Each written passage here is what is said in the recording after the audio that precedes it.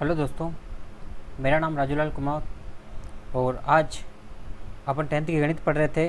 तो अपन ने 1.1 प्रश्नावली ख़त्म कर ली है। अपन 1.2 के अब उदाहरण करेंगे, पहले उसको समझेंगे।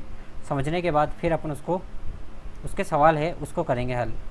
ठीक है, तो आप बने रहिए वीडियो के अंदर और इसके सवाल करने का आनंद लीजिए। तो इसको सीखिए पहले। ठीक है, आप इससे पहले वीडियो को लाइक कर दीजिए, चैनल को सब्सक्राइब कीजिए, उन दोस्तों के पास शेयर कीजिए जो और 10वीं में पढ़ते हैं, मतलब अभी आए हैं और वो पढ़ना चाहते हैं घर बैठे बैठे फ्री में गणित। तो उनको भी बताइए, आप आसपास के लोगों को बताइए कि भाई गणित पढ़ रहे हैं, यहाँ पढ़ा रहे हैं सर, फ्री में पढ़ा रहे हैं, तो पढ़ें, उसका आनंद लीजिए, लुत्फ़ लें उसका। तो अपन स्टार्ट करते हैं सवालों को टाइम वेस्ट किए बिना टाइम वेस्ट किए हुए। तो अपन सवाल करेंगे, पहले एकदम 1 बाय 1 एग्जाम्पल करेंगे। एग्जाम्पल सीखने के बाद अपन फिर डायरेक्ट सवाल पर आएंगे। तो पहले अपन क्या करते हैं, एग्जाम्पल सीख लेते हैं। चलिए शुरुआत करते हैं। फर्स्ट देखो, शुरुआत में मैंने आपको परिमेय संख्या और अपरिमेय संख्या के बारे में बताया था। पहले मैंने आपको बता दिया था परिमेय संख्या क्या होती है और अपरिमेय संख्या क्या होती है। इसके बारे में अपन ने डिटेल से पहले डिस्कस किया हुआ है कि भाई परिमेय संख्या क्या होती है और अपरिमेय संख्या क्या होती है। ये जो फर्स्ट वीडियो था, आपने अगर नहीं देखा है तो आप चैनल में जाइए, प्लेलिस्ट में जाइए, आप इस चैनल पर चले जाइए।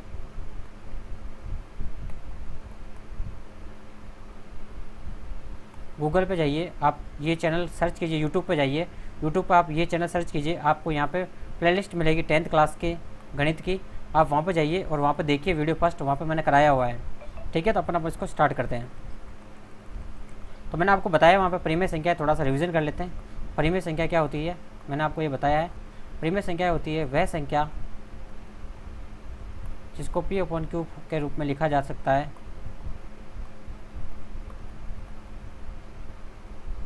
लिखा जाता है जहाँ Q बराबर नॉट इक्वल टू 0 होता है, 0 है, और P और क्या है, Q है, क्या है, पूर्णांक है। वो संख्या क्या कहलाती है, परिमेय संख्या कहलाती है। बाकी परिमेय संख्या को छोड़कर जो संख्या है वो क्या कहलाती है, आपकी अपरिमेय संख्या कहलाती है। अपरिमेय संख्या के मैंने कुछ एग्जाम्पल्स लिखवाए थे आपको, √2, √3, √5, ये सारे क्या है, अपरिमेय संख्या के क्या है, उदाहरण हैं, जो मैंने आपको पहले लिखवा चुका हूँ। मैं सारे एग्जाम्पल्स मैंने आपको करवा दिए थे, ये मैंने लिखवा दिए थे। तो अब इनको सिद्ध करेंगे। इस चैप्टर में अपन ये करेंगे, ये काम करेंगे कि भाई ये √2 अपरिमेय संख्या है। अगर √2 अपरिमेय संख्या है, √2 अपरिमेय संख्या है तो क्यों है, इसको क्या करना है, अपने को सिद्ध करना। इस यूनिट में अपना काम यही रहेगा, इसको सिद्ध करना है। ठीक है, सिद्ध करने के लिए अपने को एक थ्योरम पढ़नी पड़ेगी। उस थ्योरम को पहले पढ़ लेते हैं। चलिए, एक प्रमेय है, 1.2 प्रमेय है, ये आपके थोड़ी काम आएगी। तो मैं इसको थोड़ा सा समझा रहा हूँ आपको, तो आप थोड़ा ध्यान से दिमाग लगा के समझिए। थोड़ा सा ये आपको कहीं लगे नहीं, थोड़ा दिमाग आप फोकस करके रखना है ना, ये थोड़ी सी आपको समझ में आए, ऐसा दिमाग रखना खुल गया ना। मान लीजिए P एक क्या है, अभाज्य संख्या है। P क्या है, एक अभाज्य संख्या है। P एक अभाज्य संख्या है। ठीक है, मान लीजिए यदि P एक अभाज्य संख्या है, अगर P a² को विभाजित करता है, अगर P है जो a² को विभाजित करता है, मतलब a² के अंदर P का भाग जाता है, तो a को भी P क्या करेगा, विभाजित करेगा, विभाजित करेगा। मतलब ऐसे लिख सकते हो, यदि इसको ऐसे लिख लो आप थ्योरम के रूप में, यदि P a² को विभाजित करता है तो P a को भी विभाजित करेगा। समझ में आ गया, ये थ्योरम है। अब इसकी उत्पत्ति कैसे हुई, इसको थोड़ा समझ लेते हैं। ठीक है, ये मैं मिटा दूँ, आप उतार लेना एक बार। इसको अपन समझ रहे हैं, आप उतार लेना एक बार, है ना। इसको मैं थोड़ा मिटा देता हूँ, इसको अपन समझते हैं ये कैसे विभाजित करता है। चलिए इसको थोड़ा सा समझते हैं। मान लीजिए a क्या है, एक अभाज्य संख्या है। ठीक है, इसके a के अभाज्य गुणनखंड मान लीजिए एक संख्या है एक संख्या है, इसके अभाज्य गुणनखंड है P1 P2 P3। यानी कहने का मतलब ऐसा है, जैसे मान लीजिए एक ए संख्या 10 है, इसके अभाज्य गुणनखंड क्या हो जाएंगे 2 गुणा 5। समझ में आ गया? तो ए स्क्वायर बराबर क्या होगा, ध्यान से देखना अपन ना, P1 P2 P3 dash Pn, ये Pn तक है ना, इंटू में क्या होगा,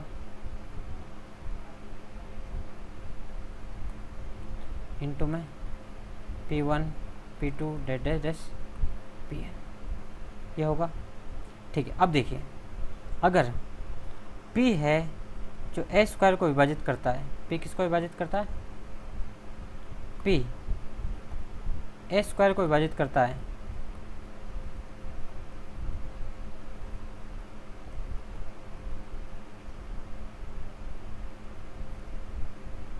P अगर ए स्क्वायर को विभाजित करता है तो P क्या है, P ए के क्या है, P ए स्क्वायर का क्या है, P ए स्क्वायर का उभयनिष्ठ गुणनखंड है।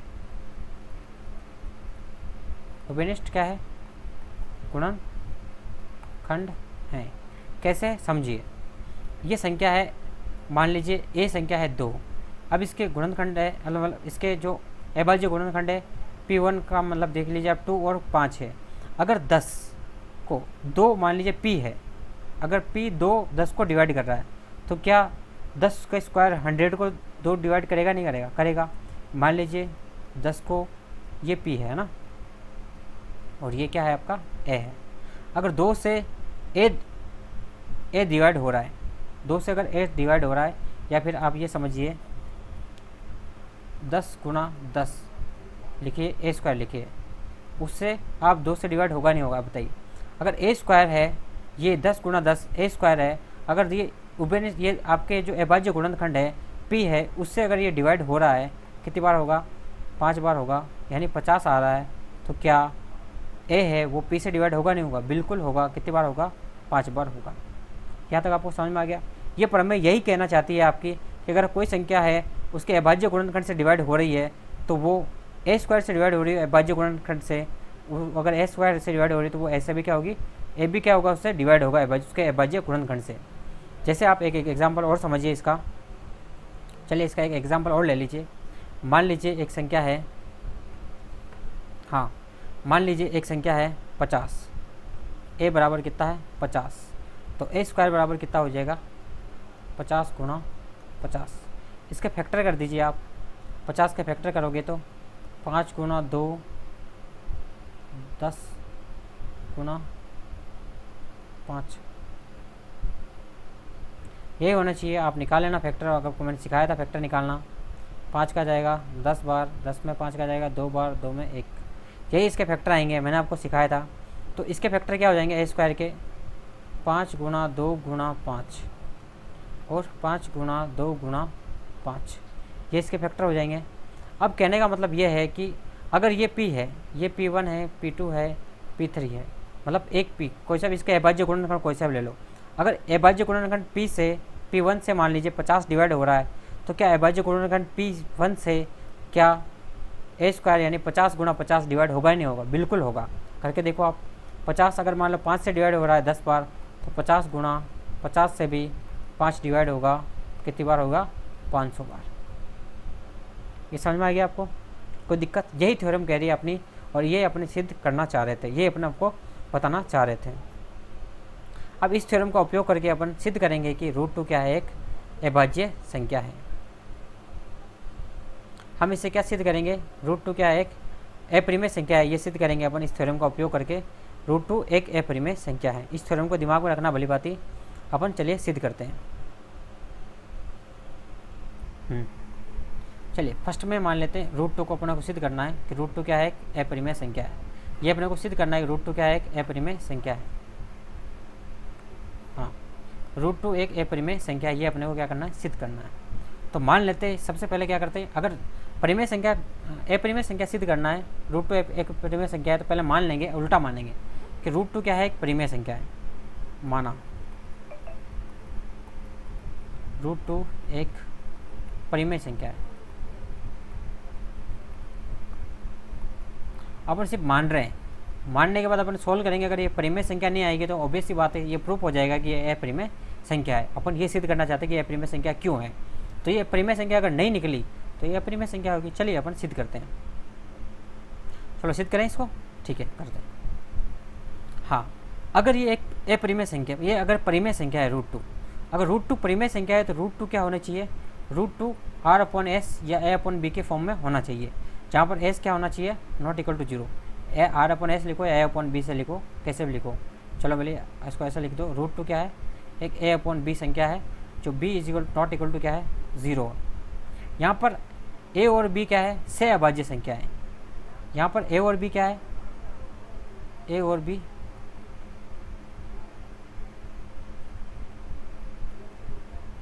क्या से अभाज्य संख्या है।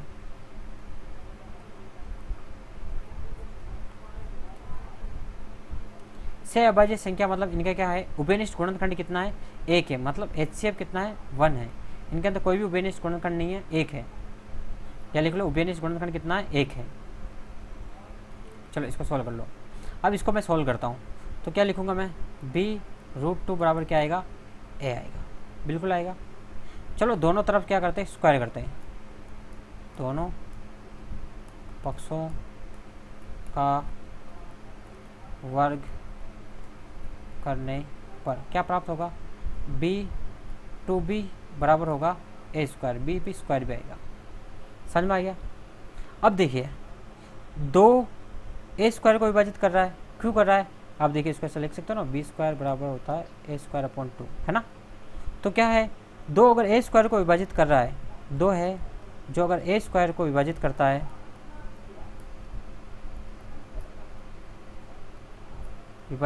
है, तो 2a को भी विभाजित करेगा, 2a को भी क्या करेगा, विभाजित करेगा। तो a को भी क्या करेगा, विभाजित करेगा। ये कौन सी नंबर थ्योरम है, थ्योरम नंबर आपकी जो अपने प्रमेय पढ़ी थी वो प्रमेय 1 से, ठीक है। अब देखिए 2 1 को विभाजित कर रहा है, मतलब क्या है, 2 क्या है इसके, 2 अगर 1 को क्या विभाजित कर रहा है 2, तो 2 क्या हो गया इसका, उभयनिष्ठ क्या हो गया, गुणनखंड हो गया। उभयनिष्ठ क्या हो गया, गुणनखंड। इसका उभयनिष्ठ क्या हो गया, गुणनखंड हो गया। 2 इसका क्या हो गया, उभयनिष्ठ गुणनखंड हो गया। मैंने अभी आपको समझाया था ना कि कोई संख्या अगर a है तो वो p1 p2 p3 इसके क्या है, अभाज्य गुणनखंड है, तो वो क्या हो गया, अगर ये अभाज्य गुणनखंड है, इसके अभाज्य गुणनखंड है, तो अगर ये 2 से इसे p1 से डिवाइड हो रहा है तो क्या है, a का फैक्टरी तो है p क्या है, a का फैक्टरी है, तो 2 क्या है इसका उभयनिष्ठ गुणनखंड संख्या 1 का है। चलिए आगे देखिए, आप इसको आगे समझने की कोशिश कीजिए। हाँ, मान लीजिए इसका 2 अगर उभयनिष्ठ गुणनखंड है, 2 क्या है, उभयनिष्ठ गुणनखंड आ गया, तो मान लीजिए अपन माना कि जैसे आपकी संख्या थी, जैसे मान लीजिए माना कि 2 अगर उभयनिष्ठ गुणनखंड है, तो मान लेते हैं अपन कि a बराबर कितना मान लेते हैं, 2c के बराबर मान लेते हैं, 2c के बराबर मान लेते हैं। चलो अब 2c के बराबर है तो a का मान प्रतिस्थापित करो। a की जगह पर अपन क्या रखेंगे, अपन 2c रखेंगे। तो रखो आप a की जगह पर 2c रखो, तो 2b² बराबर, अगर a की जगह पर 2c रखोगे तो क्या आएगा, 4c² आएगा। 4c² आएगा, मतलब b² बराबर क्या प्राप्त होगा, 2c² प्राप्त होगा। देखो ये एक बार वापस बता देता हूँ मैं, बहुत से लोगों को समझ में नहीं आएगा डायरेक्ट लिख दिया, तो थोड़ा सा बता देता हूँ मैं आपको। देखो यहाँ पे इस समीकरण को आप दे दो 1 नंबर, इस एक समीकरण में अपन रखेंगे, अपन a बराबर रखेंगे अपन 2c। 2c क्यों रख रहे हैं अपन, देखो अगर 2 क्या है, 2 से अगर डिविजिबल है तो कहीं ना कहीं इसके अंदर क्या आ रहा है, 2 अभाज्य गुणनखंड आ रहे हो। देखो अगर संख्या है 10, अगर वो 2 से डिवाइड हो रही है, मतलब उसमें कहीं ना कहीं 10 आ रहे हैं, कहीं ना कहीं 2 आ रहे होंगे, तभी तो वो 10 से डिवाइड हो रही है, अन्यथा नहीं होती डिवाइड। तो इसके अंदर क्या आ रहे हैं, 10 के अंदर 2 आ रहे हैं, 5 गुना 2 आते हैं, ये 2 आते हैं, तभी तो 2 से डिवाइड होती है ना। तभी अपन इसके अंदर क्या रखेंगे, a बराबर 2c रख रहे हैं, ताकि क्या करेंगे अपन, जैसे अपन ने a को प्रूव किया है कि a 2 से विभाजित होती है, वैसे अपन प्रूव कर देंगे कि b भी 2 से विभाजित होता है। तो अपन यहाँ पे क्या करें, a/b अगर 2 उभयनिष्ठ गुणनखंड आ रहे हैं, जबकि यहाँ पे आना नहीं चाहिए, लेकिन अगर 2 उभयनिष्ठ गुणनखंड आता है तो क्या हो जाएगा ये कि मतलब अपन जो प्रूव करना चाह रहे थे वो होगा ही नहीं।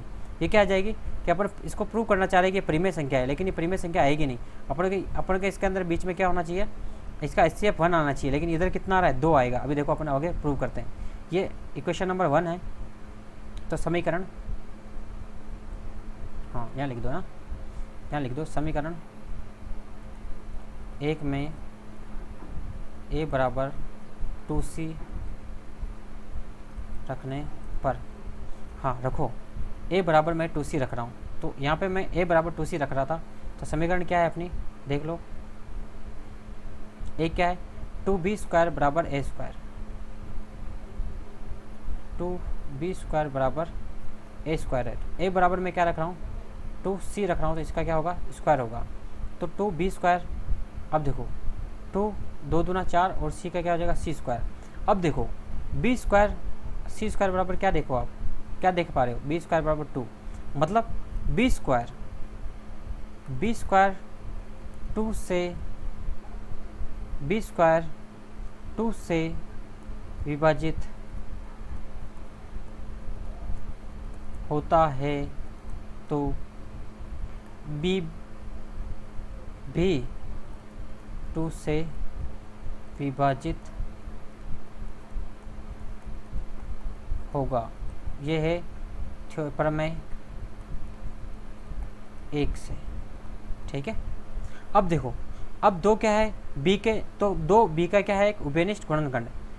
2 क्या है, तो b का क्या है, b का 2 क्या है, उभयनिष्ठ क्या है, गुणनखंड। अभी मैंने एक का समझाया था वैसे ही, गुणनखंड है, क्या है, गुणनखंड है। तो a और b का गुणनखंड क्या आ गया अपने पास, 2 उभयनिष्ठ गुणनखंड प्राप्त हुआ। 2 क्या हुआ, प्राप्त हुआ, उभयनिष्ठ गुणनखंड। जबकि अपन ने माना क्या था, जबकि अपन ने माना था a/b क्या है, को प्राइम संख्या है। को प्राइम मतलब उभयनिष्ठ गुणनखंड क्या होना चाहिए, उभयनिष्ठ गुणनखंड क्या होना चाहिए, 1 होना चाहिए। लेकिन इसमें क्या 1 आ रहा है क्या, नहीं, इसमें कितना आ रहा है, 2। पर इसलिए अपन ने जो माना वो क्या हो गया, उल्टा पड़ गया। उल्टा पड़ गया मतलब ये परिमेय संख्या तो आई ही नहीं। भाई परिमेय संख्या आती तो उभयनिष्ठ गुणनखंड कितना आना चाहिए था, 1 आना चाहिए, लेकिन तो आया ही नहीं। जब आया ही नहीं तो ये संख्या क्या हो गई, तो √2 क्या हो गया, एक अपरिमेय संख्या है। क्या है, एक अपरिमेय संख्या है। क्या है, एक अपरिमेय संख्या है। क्लियर कट, यहाँ तक आपको समझ में आ गया होगा। चलिए अगला उदाहरण करते हैं अपन। इसको मिटा देता हूँ, एक बार उतार लेना आप, स्टार्टिंग से वीडियो प्ले करके एक बार देख लो कहाँ से कहाँ लिखना है अपन ने, कहाँ से कहाँ लिखे अपन। चलो यहाँ से लिखना, क्या मिट गया कहीं को मिट रहा है, हाँ अपन ने यहाँ से स्टार्ट किया था, देखो आप यहाँ से लिखा, यहाँ से ये चले, यहाँ से ये उतारो, फिर आगे आओ, ये छोड़ो, यहाँ आओ, फिर अपन यहाँ पे आए, यहाँ से उतारा, बिल्ली आ गई थी इसलिए, रात का टाइम है, हाँ यहाँ से उतारा, और ये देखो पूरा उतार दिया अपन ने, यहाँ से उतार लो आप पूरा ये, तो ये परिमेय संख्या है, सिद्ध हो गया। चलिए इसको मिटा देता हूँ मैं।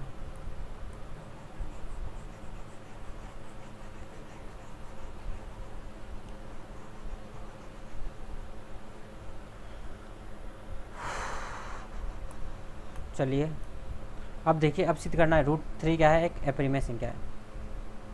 √3 क्या है, एक अपरिमेय संख्या। सेम इसमें भी क्या है, √3 क्या है, पहले माना √3 क्या है, एक परिमेय संख्या है। √3 क्या है, एक परिमेय संख्या है। √3 एक परिमेय संख्या है। तो हम 2 पूर्णांक लेंगे, a और b क्या लेंगे, पूर्णांक, जहाँ पर b बराबर क्या है, नॉट इक्वल टू 0। तो √3 बराबर क्या हो जाएगा, a/b, ठीक है। इसमें उभयनिष्ठ गुणनफल कितने हैं, 1।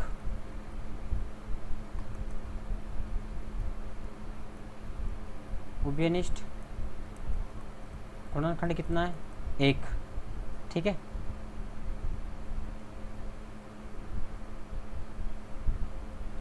अगर उभयनिष्ठ गुणनखंड 1 है तो अपन इसमें भाग देके a और b को क्या बना सकता है, सहभाज्य, क्योंकि उभयनिष्ठ गुणनखंड 1 होता है तो वे सहभाज्य होती है, कोप्राइम नंबर होता है। जैसे कोप्राइम नंबर को उदाहरण देख लो, 15, 16, ये कोप्राइम नंबर है ना, ठीक है। अब अपने को सिद्ध करना है कि √3 क्या है, अपने सिद्ध करना है कि √3 एक प्रमेय है। अगर ये सिद्ध नहीं होता है तो ये परिमेय हो जाएगी। चलो देखते हैं। अब देखिए, अब देखिए, इसको स्क्वायर कर दो, दोनों पक्षों का वर्ग करने पर। राइटिंग में मत जाना, राइटिंग मेरी बहुत ख़राब आती है। क्या प्राप्त होता है? B square 3 equal to A square. अगर संख्या ए स्क्वायर किससे डिवाइड है? ए स्क्वायर 3 से डिवाइड है। अब वैसे जैसे ए स्क्वायर 2 से था, वैसे ए स्क्वायर अगर 3 से डिवाइड है तो ए भी क्या होगा? ए 3 क्या होगा? 3 ए को भी क्या करेगा? विभाजित करेगा। ए को भी विभाजित करेगा, ए को विभाजित करेगा, ए को विभाजित करेगा तो 3 क्या है? इसके अभाज्य गुणनखंड है। अभाज्य गुणनखंड है तो अपन क्या करेंगे? यहाँ पे वही इसको समीकरण 1 दे दो। समीकरण 1 में अब 3 क्या हो गया? इसका अभाज्य गुणनखंड हो गया। ए बराबर क्या रखेंगे? अब 3 सी रख देंगे। ठीक है, अब इसको सोल्व करो, रखो, मान रखो, समीकरण 1 में रखो, आप रखो बी स्क्वायर 3 बराबर 3c का स्क्वायर, इसमें रख रहे हैं अपन, है ना। सोल्व करो इसको। 3b स्क्वायर बराबर 3×9c स्क्वायर, इसको काट लो तो b स्क्वायर बराबर हो गया 3c स्क्वायर। तो अब देखो 3 किसको डिवाइड कर रहा है? b को। यहाँ पे क्या कर रहा है?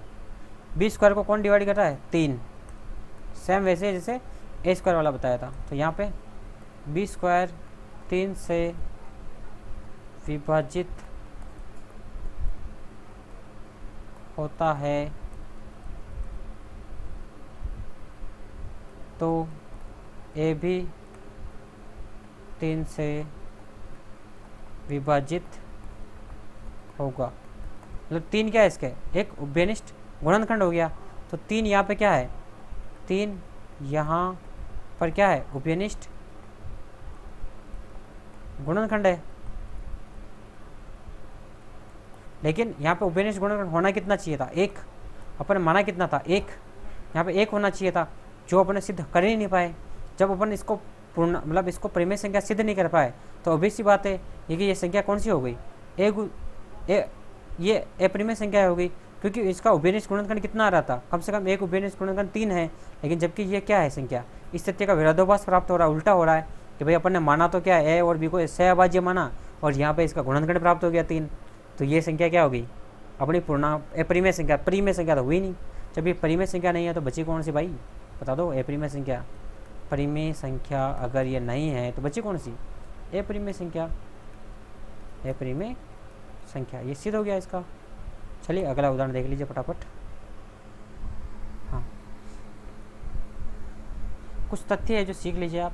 परिमेय संख्या और एक अपरिमेय संख्या का योग या अंतर एक अपरिमेय संख्या होती है, तथा एक शून्येतर परिमेय संख्या और एक अपरिमेय संख्या का गुणनफल या भागफल एक परिमेय संख्या होती है। ये दोनों थ्योरम से अब सिद्ध करेंगे अपन कुछ एग्जांपल्स लेके। चलो सिद्ध करना स्टार्ट कर देते हैं। ये एक संख्या है, ये एक संख्या है परिमेय संख्या, ठीक है। ये एक अपरिमेय संख्या अपन इसमें घटा रहे हैं। देखो पहला नियम था, यही था। पहला नियम क्या था? पहला ये नियम यही था कि परिमेय संख्या और अपरिमेय संख्या का योग या अंतर एक अपरिमेय संख्या होती है। देखो अंतर है तो ये क्या होगी? एक अपरिमेय संख्या होगी। अब ये अपरिमेय संख्या है, अपने को पता है, लेकिन ये सिद्ध करना है कि अपरिमेय संख्या है कैसे भाई साहब? सिद्ध कर लो इसको। चलो मान ले तो वही मानो पहले, सबसे पहले 5 - √3 एक परिमेय संख्या है। जब ये परिमेय संख्या नहीं आएगी तो अपना भी पता चल जाएगा कि ये अपरिमेय संख्या है। तो ये क्या होना चाहिए? सहअभाज्य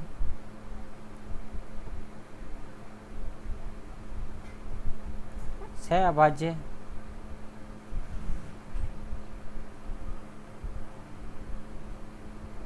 संख्या ए और बी ज्ञात कर सकते हैं। जहाँ पर बी क्या है? B not equal to 0। तो ज्ञात करो 5 - √3 बराबर क्या है? a/b हो, ठीक है। अब देखिए, अब इसको थोड़ा सा सॉल्व कर लो। इसको इधर रहने दो और इसको इधर ले लो, तो √3 बराबर क्या हो जाएगा 5 माइनस a/b। अब देखो यहाँ पर a और b क्या है, पूर्णांक है, इसलिए 5 माइनस a/b एक परिमेय संख्या है। अगर 5 यहाँ पर पूर्णांक है तो a/b क्या है, a और b क्या है, पूर्णांक है। पूर्णांक है तो ये क्या संख्या हो गई, परिमेय संख्या हो गई। ये संख्या क्या हो गई भाई, परिमेय संख्या हो गई। परिमेय संख्या हो गई नहीं होगी। अगर ये परिमेय संख्या है तो अगर ये पूरी एक परिमेय संख्या है तो ये भी परिमेय संख्या है। तो परिमेय संख्या और अपरिमेय संख्या घटाव होता है तब वो अपरिमेय संख्या बनती है। लेकिन ये भी परिमेय संख्या है, ये भी परिमेय संख्या, क्योंकि 5 को 1 बटा लिख सकते हैं 5/1। तो ये पूरा क्या हो गया, परिमेय संख्या हो गई। पूरी क्या है, परिमेय संख्या है। लेकिन √3 क्या आ रहा है, √3 क्या आ रहा है, इसके बराबर ही तो है। अगर 10 लिखता हूँ मैं, इसके बराबर लिखता हूँ तो 10, 5 गुणा 2 लिखता हूँ मैं इसको, 5 गुणा 2, तो क्या ये बराबर नहीं है, बराबर है। जो ये है वो ये है, लेकिन इधर आ रहा है क्या, ये पूरा परिमेय संख्या आ रही है। तो ये क्या आ रही है, ये तो ये परिमेय संख्या है √3, है कि नहीं है। तो √3 क्या है, ये √3 क्या आ रहा है, ये परिमेय संख्या आ रही है। √3 भी परिमेय संख्या होनी चाहिए, लेकिन क्या √3 परिमेय संख्या है क्या, √3 एक परिमेय संख्या आ रही है, जबकि यहाँ पे क्या आना चाहिए, अरे क्या आना चाहिए, एक अपरिमेय संख्या आनी चाहिए। परिमेय संख्या है, अपरिमेय संख्या आनी चाहिए, लेकिन यहाँ पर क्या प्राप्त हो रही है अपने को, अपरिमेय संख्या है। तो यहाँ पे क्या हो रहा है, विरोधाभास हो रहा कि नहीं हो रहा है अपनी बात का, यहाँ पे विरोधाभास हो रहा है। तो ये क्या होगी, विरोधाभास हो रहा कि नहीं हो रहा है। तो जो अपन सिद्ध करना चाह रहे थे उसका उल्टा हो रहा कि नहीं हो रहा है। अगर उल्टा हो रहा है तो आप इसको थोड़ा सा चेंज करके देखिए।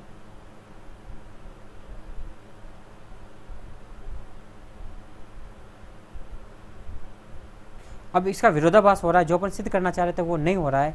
तो क्या जो अपन मान रहे हैं वो सही है क्या, नहीं। तो 5 माइनस √3 क्या परिमेय संख्या है क्या, नहीं। 5 माइनस √3 बराबर a/5 माइनस √3 क्या आ रहा है, क्या परिमेय संख्या आएगी क्या, नहीं, क्योंकि √3 क्या आ रहा है, सिद्ध हो रहा है यहाँ पे। अगर इसको अपन थोड़ा सा चेंज करके देखते तो ये क्या आ रहा है, परिमेय संख्या आ रहा है, अगर अपन इसको मानते हैं तो। लेकिन ये परिमेय संख्या नहीं है, अपरिमेय संख्या है। तो जो अपन सिद्ध करना चाह रहे थे परिमेय संख्या, तो परिमेय संख्या सिद्ध नहीं हो रही, तो ये बची क्या है, अपरिमेय संख्या। ये क्या कहलाएगी, अपरिमेय संख्या। सेम इसी प्रकार से ये जो गुणा भाग वाला नियम, सेकंड वाला पॉइंट देखा अपन ने, उसी के ऊपर आधारित है। 3√2 अपरिमेय संख्या है, इसको सिद्ध करना है। तो सबसे पहले क्या करना है, मान लो, चलो मिटा दो इसको,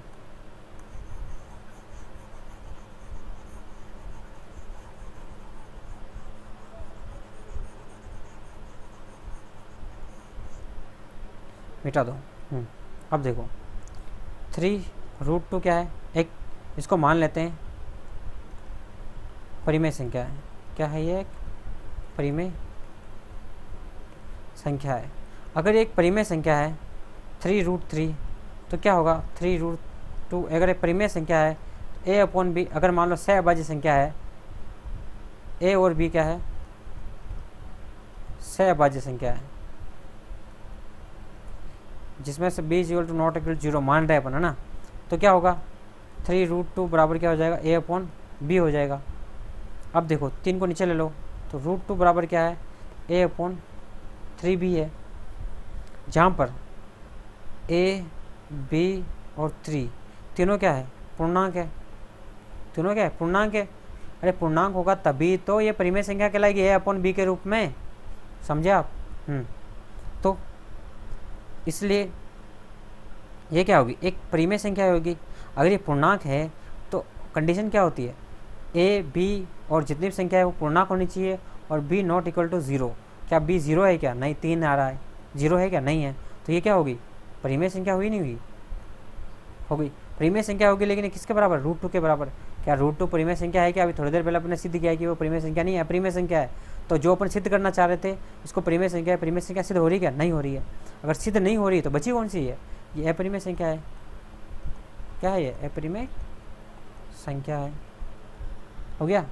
तो आई होप आपको ये समझ में आया होगा, ये पूरा इसके उदाहरण, इसके जो क्वेश्चंस है ये सिद्ध करने वाले, ये क्वेश्चंस अपन अगले चैप्टर में करेंगे, अगले वीडियो में करेंगे, ठीक है।